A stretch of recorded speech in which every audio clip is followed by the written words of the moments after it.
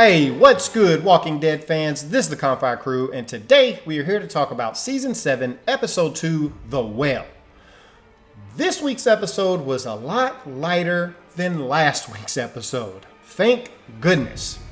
I'd have no idea, even if they wanted to, how they would manage to match or top last week's episode, so it's just good. You know, it's good to kind of get back to normal and, calm down a little bit after last week. We've got 8 moments that we're going to break down and talk about a little bit more. So if you find yourself enjoying this video throughout the video, then do us a favor and drop a like. It helps us out a great deal. Let's go ahead and jump into moment number 1. The Knights come to the rescue.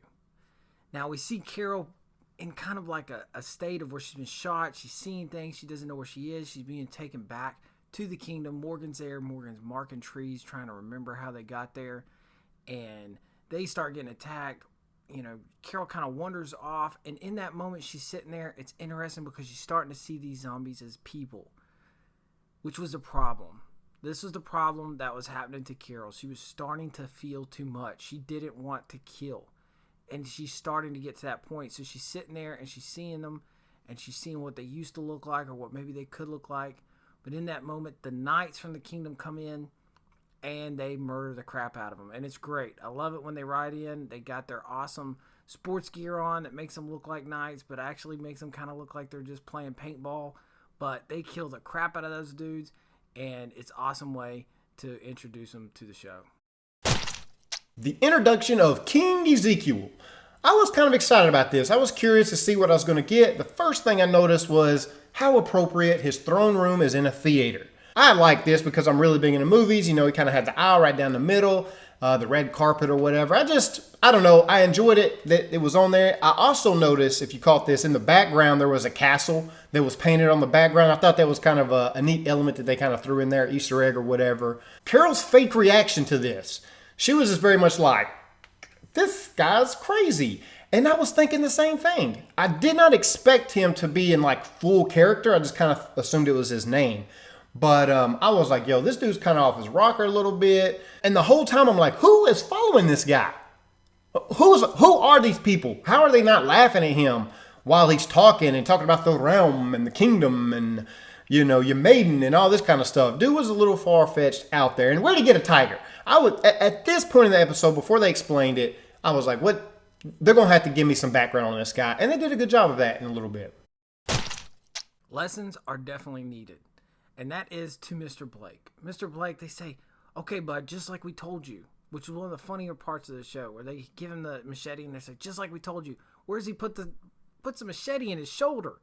I mean, come on, dude. It's not that hard. Aim for the head, right? It's this big thing sitting on his shoulders, and he hits him in the shoulder, for the love of God. All right, well, it's definitely obvious this guy needs help. Morgan's able to save him at the last moment. Again, when another walker almost gets him.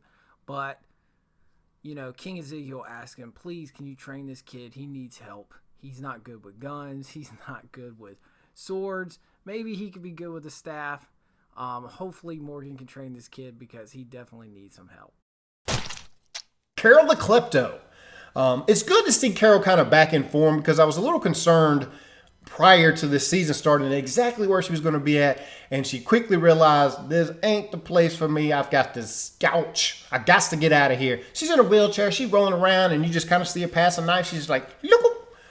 Then you see some clothes. She's like, shook. And she gets them in Carol's making her plan escape. She's like, I got to get out the kingdom.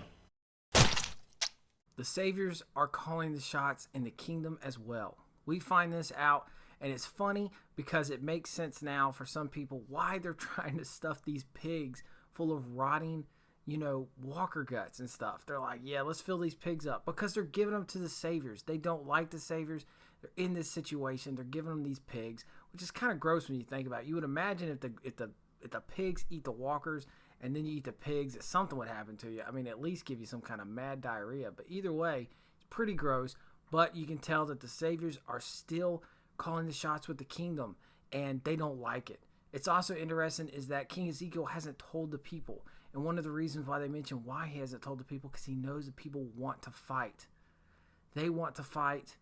We need people who can fight. Guys, do you see what's going to happen? We need the kingdom. Rick and crew need the kingdom in their back pocket. They need the other communities to come together to defeat Negan. Morgan has a friend. I'm curious to see how this relationship develops, because they kind of made it play like, look, this kid didn't really have anybody, he didn't have a father figure. You know, Morgan's struggling with his identity still, kind of, or whatever. And, you know, he had lost a son before. So it's almost like you're going to have this father-son type relationship. I could honestly see them growing really close and him being a really big support to Morgan and vice versa.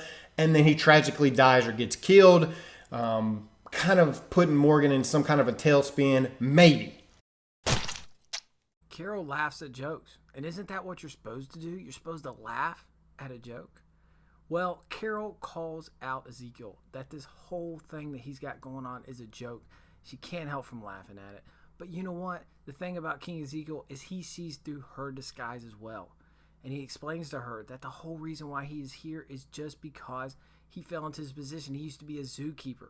He took care of Shiva. He helped her when she was hurt, and since then she has followed him almost like a lost puppy, protecting its owner. And because of that, everyone's like, holy crap, this guy's got a tiger.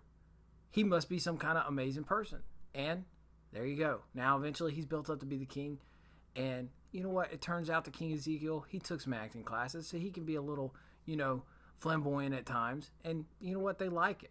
So that's what has taken place.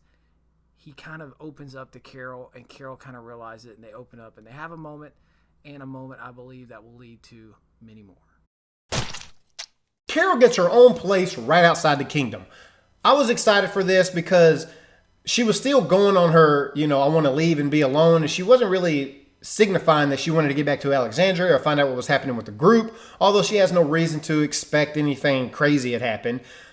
But I wasn't sure, right, if she was still going on her pilgrimage, kung fu, walk the earth type, mentality or what. But King Ezekiel's like, yo, chill, I got a spot for you. So she's going to kind of still be around, have her own place, and I guess, mull out what's going on in her mind. Man, she wasn't there not 3 seconds, it seemed like. And there's King Ezekiel. He there. He like, yo, I got some fruit. I got some fruit for you. Yeah, how smooth would he? That boy done took his jacket off. He was ready. Had leaned up, left the tiger at the house, and leaned up on the door a little bit, was like, I got some fruit for you. Yeah, he had one thing in mind. He wasn't trying to let Carol go anywhere. It's interesting because in the comic book, Michonne and Ezekiel have a relationship. But now that Michonne is Rick's, it looks like they're going to replace Carol in this spot. And Carol might be that, the go-between between Rick and the kingdom. And Ezekiel's found his fair maiden in Carol. Anyway, guys, that's the video for today. I hope you enjoyed it. If you did like it, drop a like on the video. Subscribe if you want to see more videos like this. We do breakdowns for The Walking Dead every single Monday. Tomorrow, we're going to be talking about Westworld. And guess what? We got another Game of Thrones video Wednesday. So stay tuned for that. And until next time, guys, we're out.